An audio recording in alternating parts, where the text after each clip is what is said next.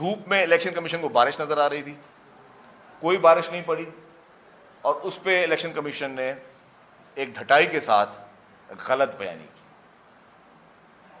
आप अपना बताएं कि आपके पास जो है कैपेसिटी नहीं थी, आप इलेक्शन नहीं करा सके, आप पोलिंग का सामान नहीं भेज सके,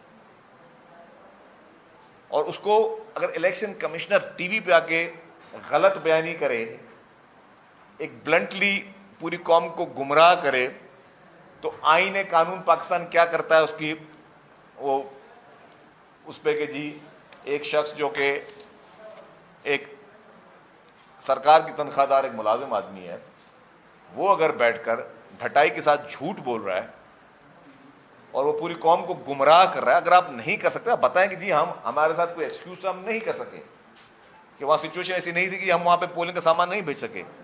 आप बोले जी कि वेदर खराब था और ये मतलब लेम एक्सक्यूज आपने दिए बैठ के। फिर एक और LA-28 जहाँ पे पीपुल्स पार्टी कैंडिडेट बादल नकवी थे, वहाँ पे 10 में से 7 यूसीज का सामान इन्होंने भेजा, 3 यूसीज का सामान ये नहीं भेज सके। वहाँ पे भी इंतखाबात कल है और अभी तक जो 7 यूसीज उसमें पाकिस्तान पीपुल्स पार्टी को लीड भी हासिल है, लेकिन वो फिर भी एक साइकोलॉजिकल गेम जैसे होती है कि किस तरीके से पहले जो कि फेवरेट सीटें हैं उनको थोड़ा स्लो किया जाए और जहाँ पे इजीली वो मैनेज कर सकते थे पहले उनको किया जाए। तो ये सारा मैं समझता हूँ कि उस रिगिंग का एक हिस्सा थी। कल के इलेक्शन में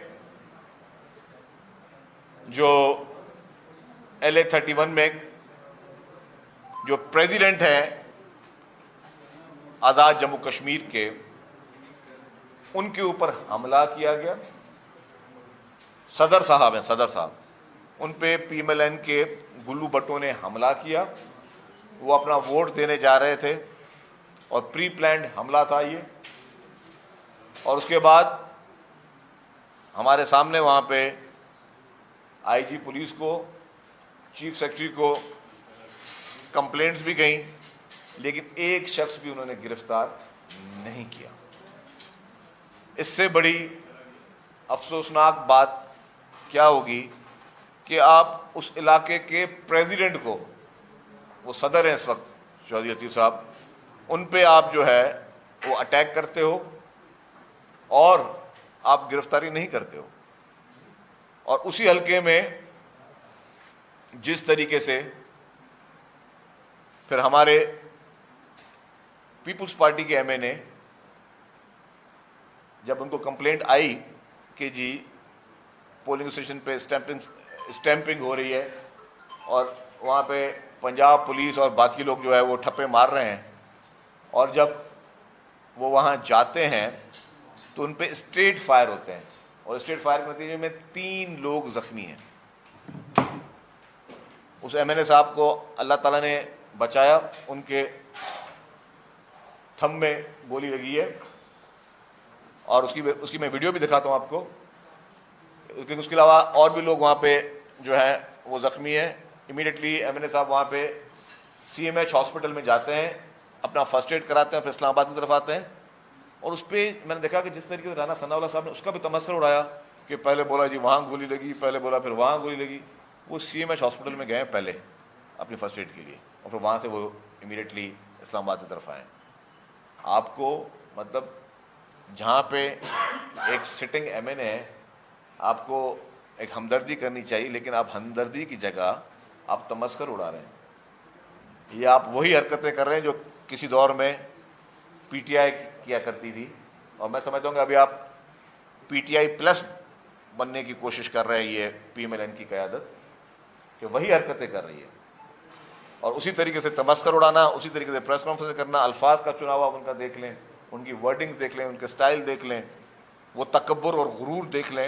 ये वही तकब्बुर गुरूर है जो हमने 2018 में देखा था, और वही तकब्बुर और गुरूर जो है 2024 में हम PML 2026 में हम 24 में पहले उनको उसी तरह इक़्तिदार मिला और 26 में आके फिर हम उनकी दूसरी पार्टी का देख रहे हैं। तो और फिर राना सनाउल्लाह साहब फरमाते हैं कि भला वो बताएं वो MNA वो क्या करने गए थे वहाँ पे।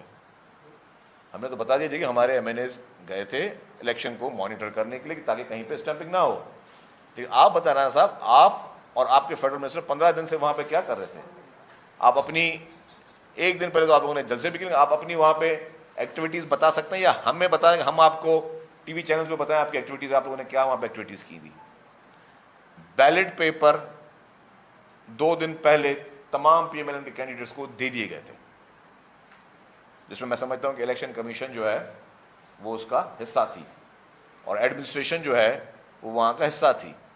आप कहते हैं जी कि हुकूमत तो वहाँ पे आपकी, पर अब हम पे धांधली का इल्ज़ाम क्यों लगाते हैं? वहाँ आपको पता है कि कश्मीर में हुकूमत जो है, प्राइम मिनिस्टर साहब ज़रूर मौजूद हैं, लेकिन वहाँ पे आईजी और चीफ सेक्रेटरी साहब आपकी फेडरल गवर्नमेंट भेजती है और उनको पता होता है कि जो उनको नौकरी जो है फेडरल गवर्नमेंट के कहने पे ही करनी है, वो प्राइम मिनिस्टर की वहाँ नहीं चलती। और इसको ब्लंटली अगर मानना है, अगर हम गलत बात बोल रहे हैं तो आप किसी और से भी, किसी बड़े तज्जियाकार सहाफ़ी से भी पूछ लें। एडमिनिस्ट्रेटिव कंट्रोल सिर्फ आप लोगों का वहाँ पे था, पीएमएलएन की क़यादत का। प्राइम मिनिस्टर साहब हमारे सामने कंप्लेंट्स करते रहे कि जी हमारे सदर पे, प्रेसिडेंट, मैं पार्टी के प्रेसिडेंट की बात नहीं कर रहा हूँ, मैं उस आज़ाद कश्मीर के सदर की बात करूँगा, उस पर अटैक हुआ है। तो कोई कार्रवाई, दाद रसी ना आईजी साहब की तरफ से हुई, ना चीफ सेक्रेटरी साहब की तरफ से हुई। इससे ज़्यादा और क्या मिसाल हो कि आप वहाँ पे अपने सदर को जो है वो तहफ़्फ़ुज़ फराहम नहीं कर सकते। वहाँ पे नून लीग के गुल्लू भट्टों ने, बदमाशों ने जो वहाँ पे आके जो हरकतें की हैं तो वो किसी से छुपी भी नहीं है। तो एडमिनिस्ट्रेशन जो थी वो आपके ताबे थी, लेकिन राणा साहब आप बताएं और दूसरे आपके अमीर मुकाम साहब बताएं, उससे पहले आप दूसरे मिनिस्टर बैठे थे मीरपुर में, आप लोग वहाँ पे क्या कर रहे थे? आपका क्या बनता था कि आप एडमिनिस्ट्रेशन के साथ और आरओज के साथ और डिस्ट्रिक्ट एडमिनिस्ट्रेशन के साथ और चीफ इलेक्शन कमिश्नर के साथ और इनके साथ मीटिंगें करें? ये सियासी मीटिंगें थी आपकी, और एडमिनिस्ट्रेशन आपके साथ क्यों मीटिंगें कर रही थी? तो ये सारे चीज़ें किसी से छुपी हुई नहीं है कि आपने फुल अपना इन्फ्लुएंस यूज़ किया, उन मासूम कश्मीरियों के हक पे आपने डाका डाला, उन कश्मीरियों के मुफादात को आपने रौंदा अपने मुफादात के ऊपर।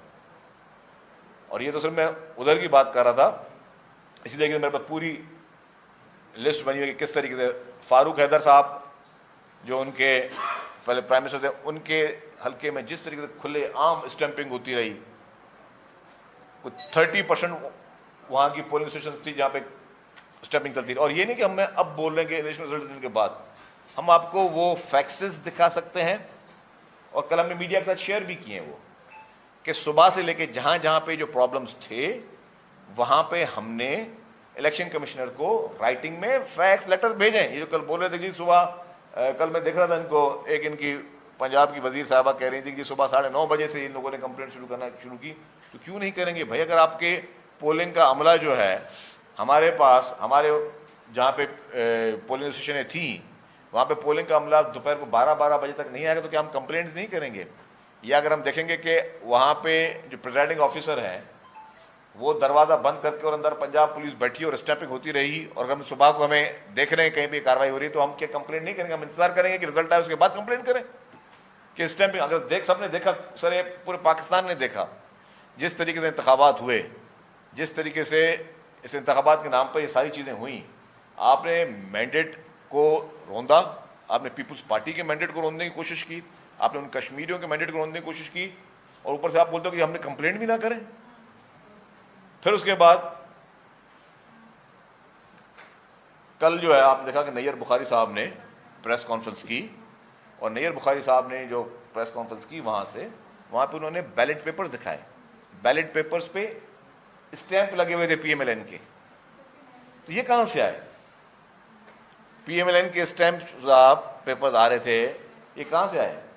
तो ये सारे 2 दिन पहले ही तमाम कैंडिडेट्स को पीएमएलएन के ये बैलेट पेपर्स दिए गए थे, जिससे एक, मैं समझता हूँ कि एक हिस्टोरिकल रिगिंग का सबूत मिलता है। फिर एक तो इलेक्शंस वहाँ हुई, फिर जो इलेक्शंस आपकी पंजाब में हुई वो भी माशाल्लाह थी। LA41 लाहौर में खुलेआम स्टैंपिंग होती रही, LA36 सियालकोट में खुलेआम स्टैंपिंग होती रही, और ये दिखाया गया LA36 में कि पीपल्स पार्टी के कैंपों पे पीएमएलएन के गुल्लू भट्टों ने जिस तरीके से हमले किए, सब चुप करके बैठे थे। पुलिस के स्टैंपिंग की तस्वीर, वीडियो शामिल है। पार्कों में बैठ के पुलिस वैन में पंजाब पुलिस जो है वो ठप्पे लगाती रही। LA38 गुजरात में पीएमएलएन और पीएमएलक्यू का कांटे का मुकाबला था, वहाँ पे जिस तरीके से ठप्पे लगाते रहे, इस तरीके से मैं आपको कुछ वीडियोस भी दिखाऊंगा कि किस तरीके से PMLN ने इस इलेक्शन को, और फ़ख्र भी कर रहे हैं। चले, एक तो आप गलत काम किया, चले चुप करके पशेमानी मने, फिर आप जश्न भी मना रहे हैं, आप फ़ख्र भी कर रहे हैं। और फ़ख्र किस चीज़ का कर रहे हैं आप लोग? और दूसरी बात कि जी PMLN कभी मानेगी नहीं उस धांधली की, तो मैं इसको सिर्फ कनेक्ट कर देता हूँ 2024 के इलेक्शन से। क्या PMLN ने आज दिन तक माना है कि 2024 का मैंडेट इनका खैराती था? या जो चीफ मिनिस्टर साहिबा थी, या प्राइम मिनिस्टर साहब थे, या मियाँ नवाज शरीफ साहब थे, क्या ये अपनी सीटें जीते? ये अपनी सीटें नहीं जीते थे। आप में से जितने सहाफ़ी बैठे, किस किसको पता है कि जी 2024 का इंतखाबात जो है वो धांधली हुई थी? पता है आप लोगों को? आप बोलेंगे जी पता है आपको? आपको नहीं पता? तो यही हाँ, यही 2024 के इंतखाबात में आप सब लोगों को, मैं आ रहा हूँ सवालों पे, मेरे पहले 2024 के इंतखाबात में जिस तरीके से फॉर्म 47 के जरिए ये हुकूमत कायम हुई, किसी से ये बात छुपी हुई है? छुपी हुई है? तो सबको ये पता है। तो जब ये चीज़ें पूरे पाकिस्तान को पता है कि किस तरीके से खैराती मैंडेट के ज़रिए इन्होंने इंतखाबात को रिग किया, आज तक वो नहीं मानते, तो इस इंतखाबात को किस तरह मानेंगे ये लोग? और वही इस धांधली को वो किस तरह मानेंगे जिस तरह वो उस धांधली को नहीं मानते, फॉर्म 47 वाली धांधली को, तो इसको भी वो नहीं मानेंगे। अब मैं आपको कुछ वीडियोस दिखाता हूँ। मेरी गुजारिश होगी कैमरामैन साहबान से कि बारी बारी वीडियो देखें कि हम दिखाएंगे ये धांधली किस तरह हुई।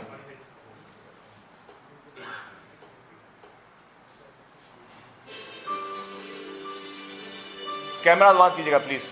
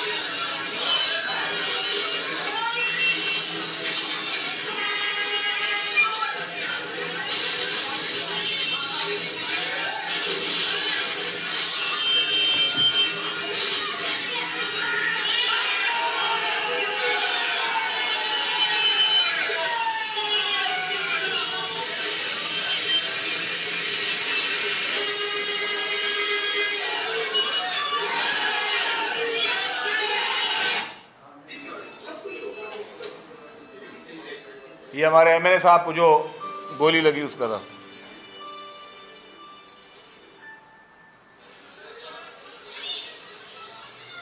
ये जब कश्मीर में जो हो रहा था, आप देखें उसको।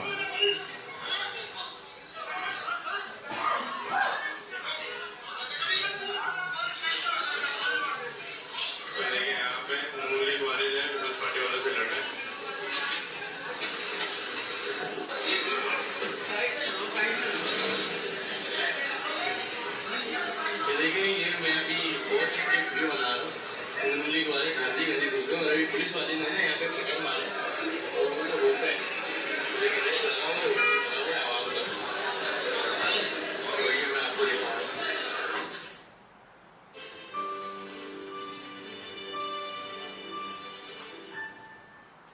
ਰਾਜਾ ਰੋਡ ਪੋਲਿੰਗ ਸਟੇਸ਼ਨ ਜਿਹੜਾ ਹੈ ਵੇਰੀਆ ਦੇ ਚੌਂਕ ਦੇ ਨੇੜੇ ਉੱਥੇ ਖਲੋਤੇ ਆ। ਇੱਥੋਂ ਸਾਨੂੰ ਕੰਪਲੇਨ ਹੈ ਮਿਲੀ ਹੈ ਕਿ ਸਾਡੇ ਬਜ਼ੁਰਗ ਨੇ ਯੂਸਫ ਭੱਟ ਸਾਹਿਬ, ਇਹ ਸਾਡੇ ਪੋਲਿੰਗ ਏਜੰਟ ਨੇ ਮਕਸੂਦ ਭੱਟ ਸਾਹਿਬ ਇਹਨਾਂ ਦੇ ਵਾਲਿਦ ਨੇ, ਇਹ ਵੋਟ ਪਾਉਣ ਅੰਦਰ ਗਏ ਨੇ ਤੇ ਇਹਨਾਂ ਦਾ ਵੋਟ ਪਹਿਲਾਂ ਹੀ ਕਾਸਟ ਹੋ ਚੁੱਕਿਆ ਹੈ। ਫਿਰ ਇਹਨਾਂ ਨੇ ਪ੍ਰੋਟੈਸਟ ਕੀਤਾ ਤੇ ਪ੍ਰੀਜ਼ਾਈਡਿੰਗ ਅਫਸਰ ਨੇ ਇਹਨਾਂ ਨੇ ਚੈਲੰਜ ਕੀਤਾ ਵੋਟ ਨੂੰ, ਤੇ ਪ੍ਰੀਜ਼ਾਈਡਿੰਗ ਅਫਸਰ ਨੇ ਜਿਹੜਾ ਨਾ ਉਹ ਆਪਣੀ ਉਹ ਜਾਨ ਛਡਵਾਉਣ ਲਈ ਕਹਿ ਲਓ ਇਹਨਾਂ ਦਾ ਵੋਟ ਜਿਹੜਾ ਨਾ ਕਾਸਟ ਕਰਵਾ ਤੇ ਦਿੱਤਾ, ਲੇਕਿਨ ਉਹ ਜਿਹੜਾ ਵੋਟ ਆ ਰਿਹਾ ਸੀ ਪਹਿਲਾਂ ਪੈ ਗਿਆ ਉਹ ਤਾਂ ਸਿੱਧੀ ਸਿੱਧੀ ਧਾਂਦਲੀ ਹੈ। ਇਹਦਾ ਮਤਲਬ ਹੈ ਕਿ ਜਿਹੜੇ ਨੇ ਸਾਲ 47 ਦੀ ਪੈਦਾਵਾਰ ਤੇ ਨੂਰ ਲੀਗੀ ਆਪਣੀਆਂ ਹੱਥਾਂ ਤੋਂ ਬਾਜ਼ ਨਹੀਂ ਆਉਂਦੇ ਪਏ। ਅਸੀਂ ਸ਼ਹਿਰ ਦਾ ਅਮਨ ਖਰਾਬ ਨਹੀਂ ਕਰਨਾ ਚਾਹੁੰਦੇ, ਅਸੀਂ ਚਾਹੁੰਦੇ ਹਾਂ ਕਿ ਪੁਰਅਮਨ ਇਲੈਕਸ਼ਨ ਹੋਏ, ਲੋਕ ਆਪਣਾ ਕਹਿ ਰਾਜੀ ਦਾ ਇਹ ਆਜ਼ਾਦਾਨਾ